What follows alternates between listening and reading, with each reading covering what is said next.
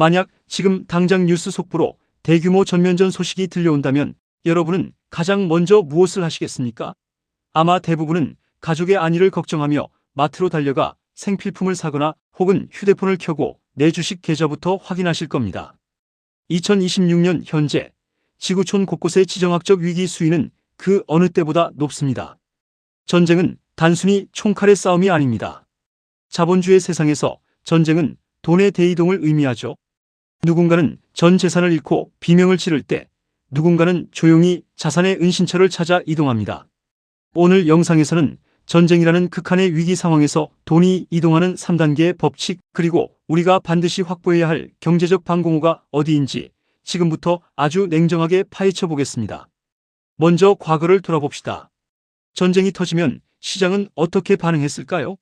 1990년 걸프전, 2022년 우크라이나 사태, 그리고 지금의 중동 분쟁까지 패턴은 늘 비슷했습니다.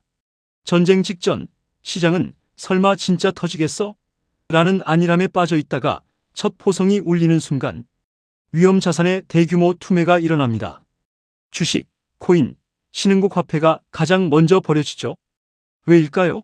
전쟁은 불확실성 그 자체이기 때문입니다. 기업이 내일 공장을 돌릴 수 있을지, 이 나라 정부가 내일도 존재할지 알 수 없는 상황에서 투자자들은 일단 현금화를 선택합니다. 하지만 여기서 중요한 포인트가 있습니다. 그냥 현금이 아니라 어떤 현금이냐가 생사를 가릅니다.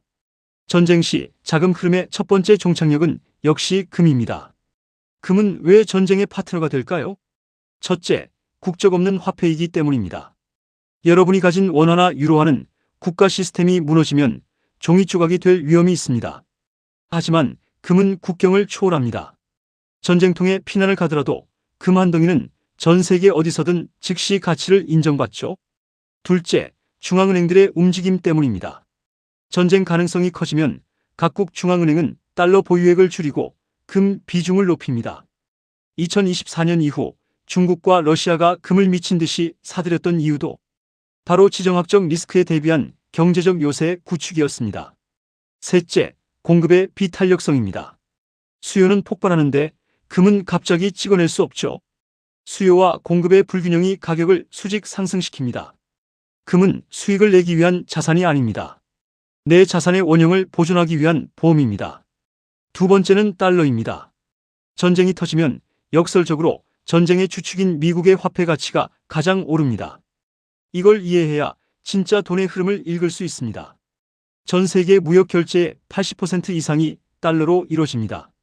전쟁으로 공급망이 깨지면 원자재 가격이 오르고 그 원자재를 사기 위해 더 많은 달러가 필요해집니다.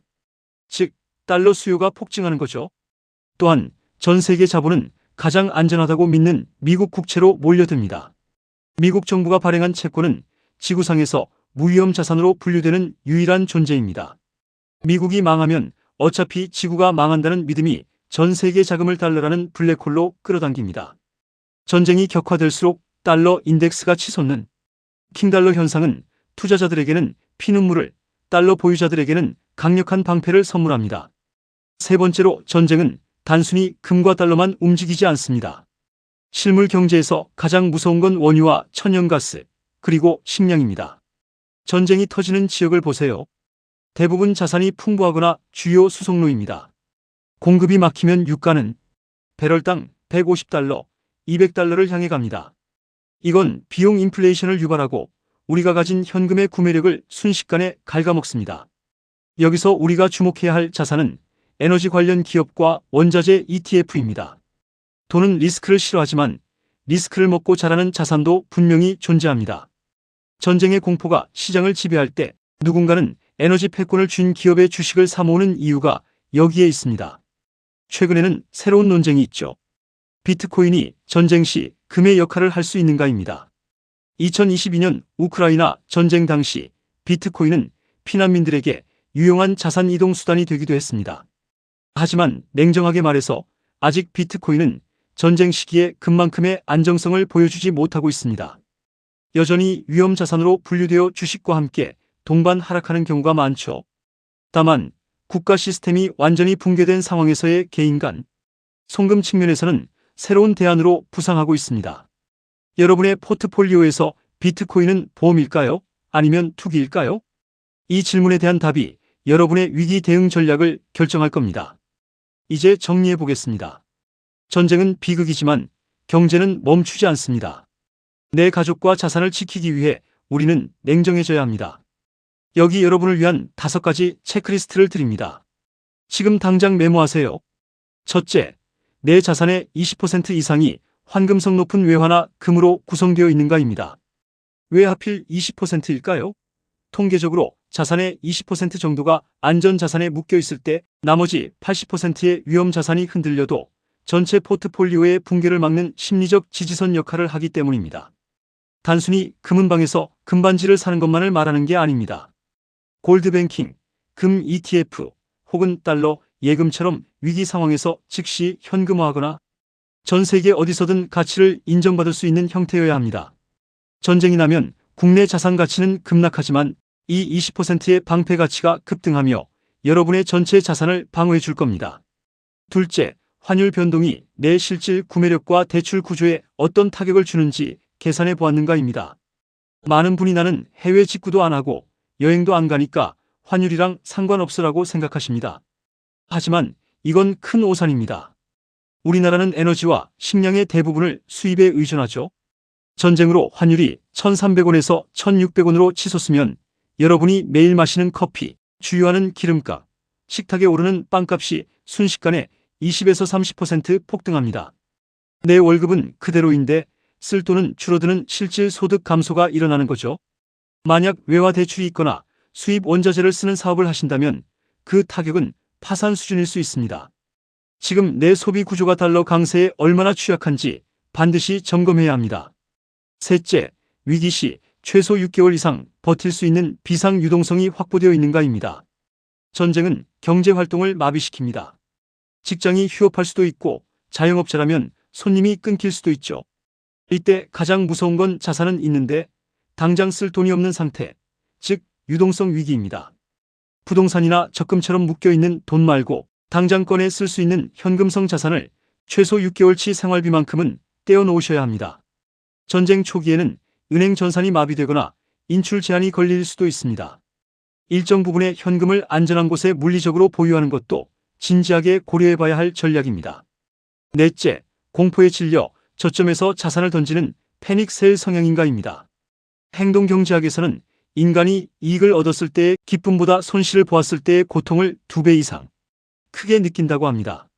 전쟁 뉴스에 도배된 스마트폰 화면을 보면 누구나 이성을 잃고 지금이라도 다 팔아야 하나? 라는 공포에 빠집니다. 하지만 역사는 증명합니다. 시장이 가장 공포에 질려 있을 때가 사실은 자산 가격이 가장 저렴한 지점이었다는 것을요. 본인 스스로가 감정에 휘둘리는 타입이라면 아예 위기 시에는 계좌를 열어보지 않거나 자동 매수 매도 설정을 활용하는 등 시스템적 강제 장치를 마련해 두어야 합니다. 준비된 멘탈이 없으면 아무리 좋은 자산도 지켜낼 수 없습니다. 5번째, 평소 국제 정세와 경제 지표를 연결해서 보는 안목을 기르고 있는가입니다. 결국 정보가 곧 무기입니다.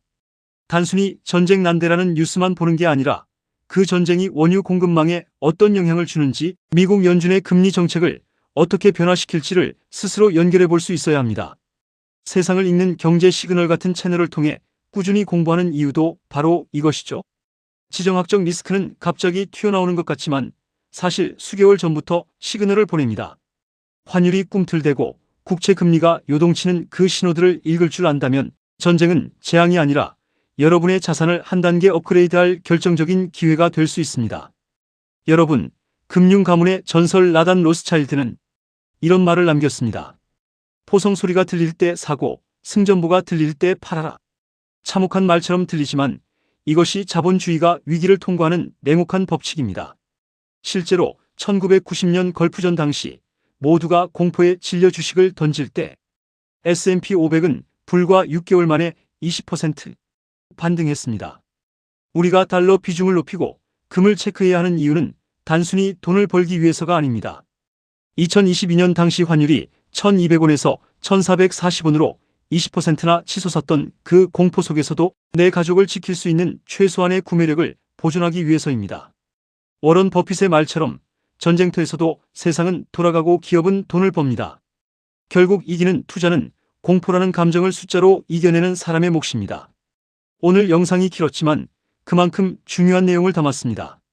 전쟁이라는 극단적인 상황을 가정해보는 것만으로도 여러분의 경제적 시야는 훨씬 넓어졌을 겁니다. 여러분은 전쟁 시 가장 강력한 자산이 무엇이라고 생각하시나요? 여전히 금인가요? 아니면 새로운 기술인가요? 댓글로 여러분의 해안을 공유해 주세요. 영상이 도움되셨다면 구독과 좋아요 부탁드립니다.